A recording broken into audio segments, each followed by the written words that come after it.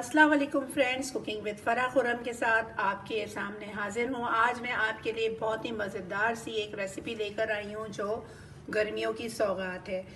ये मैं लेकर आई हूँ आज आपके लिए पंजाबी मलाई कुल्फ़ी। आप यकीन करें बहुत मज़ेदार बनती है। बाज़ार से आप लेके खाते हैं, ख़ास कर जाके आप इस पे पैसा खर्च करते हैं। अब यही चीज़ आप घर में बनाइए और अपनी कुल्फ़ी को एंजॉय कीजिए। तो आइए आप नोट कर लें। ये मैंने दूध लिया है, 1 किलो के करीब दूध है। ये दूध मैंने लेके हल्की आंच पे रख दिया है और अब मैं इसको बॉईल कर रही हूँ। और ये जो हल्की आंच पे रखने का मकसद ये है कि इसके किनारे जो जो मलाई जमती रहेगी उसको हम स्पैचुला की मदद से इस तरह करके जो है वो हल्के हाथों से निकाल के इसके अंदर डाल देंगे। इस तरह हमारा जो दूध है हल्की आंच पे पक पक के जो है वो जब थोड़ा रह जाएगा, आधा रह जाएगा, तो फिर मैं आपको आधा आगे का जो इसका प्रोसेस है वो बताऊंगी। और बिल्कुल इसका टेस्ट ऐसा होगा जैसे कि आप जो है रबड़ी कुल्फी खा रहे हो। तो इसको ज़रूर ट्राई कीजिएगा। अभी देखिए मैंने दूध काफ़ी देर से जो है वो आंच पे रख दिया था और ये सारी चीज़ें आप देखें मैं इस तरह निकाल के बलाई साइड की इस पे करती जा रही हूँ। फिर इंशाल्लाह ताला जब दूध कम रह जाएगा आगे का प्रोसीजर फिर मैं आपको दिखाती हूँ।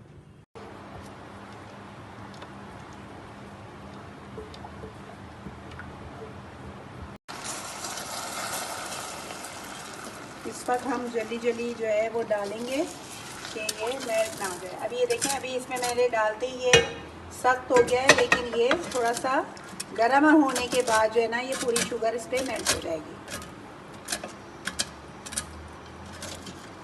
थोड़ा सा हम आंच को दोबारा से तेज़ कर रहे हैं ताकि ये जो कैरेमल जम गया फ़ौरन उतारते ही तो ये दोबारा से जाके जो है बिल्कुल डिज़ोल्व हो जाएगा। ये देखें आप, ये देखिए हमारा कैरेमल जो है वो डिज़ोल्व हो गया है। जो थोड़ा सा बचा है वो गर्म होने की वजह से भी हो जाएगा।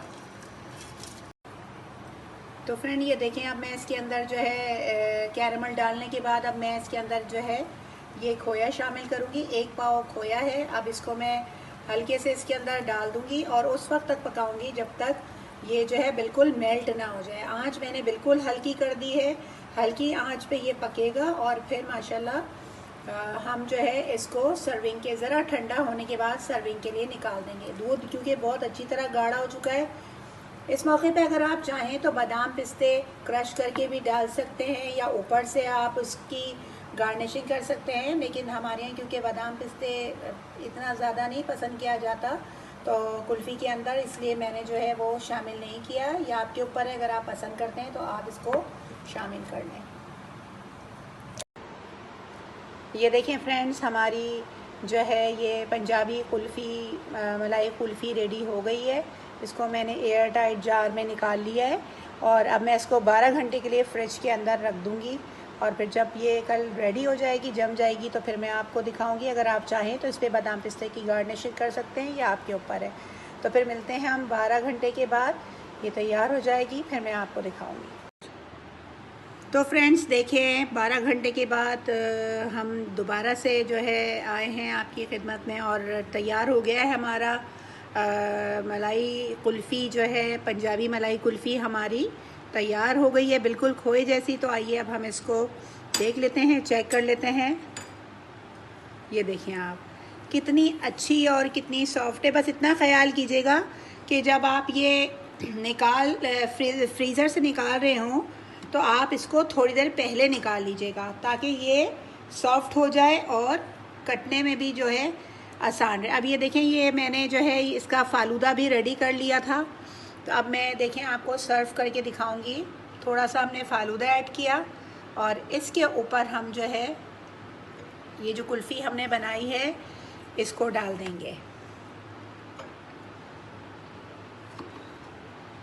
इसको आप लोग ज़रूर ट्राई कीजिएगा, बहुत ही मज़ेदार शानदार बनती है कि आप बाहर जाके जो है वो जाके कुल्फ़ी खाना भूल जाएंगे। आप घर में ही बनाएंगे, खाएंगे और मेहमानों से या अपने घर वालों से जो है वाह वाह लेंगे।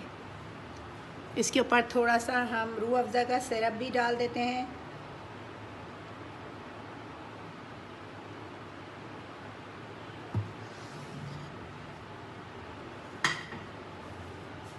तो देखिए फ्रेंड्स, रेडी हो गया